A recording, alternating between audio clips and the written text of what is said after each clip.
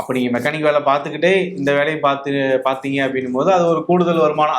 அது கம்மியோ குறையோ அது கூடுதலா தான் வாங்கிட்டு இருந்தீங்க. எப்போ நீங்க அங்க ஸ்டாப் பண்ணிட்டு முழு நேரமா இங்க வரணும்னு நீங்க எப்போ முடிவெடுத்தீங்க? அதாவது பாண்டியராஜ் ஒர்க் ஷாப்லேயும் அந்த நம்ம எஸ்மா சொல்லக்கூடாது. ஒர்க் ஷாப்லேயும் நல்லா ஒர்க் ஷாப்பில் வர்ற வருமானத்தையும் நான் குடும்பத்தை நல்லா கொண்டு போனேன்.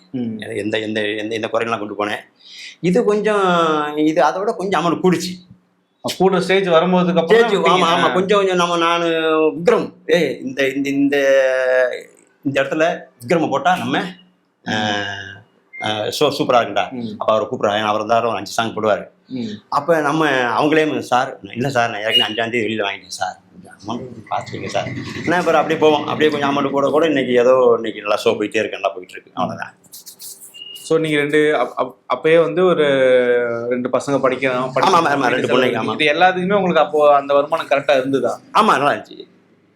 இந்த வருமானம் இந்த இது மேடை கலையை தான் உங்களுக்கு நீ முழு நேரமாக மாற்றினதுக்கு அப்புறம் நல்லா இருந்துச்சு. எந்த குறையும் இல்லை. அதெல்லாம் ஆண்டவனுடைய அருளால் அவர் ஐயாவுடைய கெட்டப்பு கூட போய் நம்மளுக்கு இப்போனா உங்களுக்கு நிறைய ஈவெண்ட்ஸ் இருக்கு.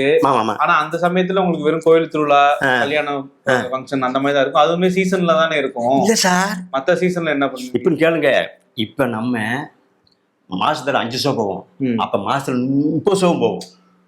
ஏன்னா அப்ப வந்து ஆடலும் பாடலுமா ரொம்ப ஒரு மக்கள் ரொம்ப பிஸியா இருப்பாங்க.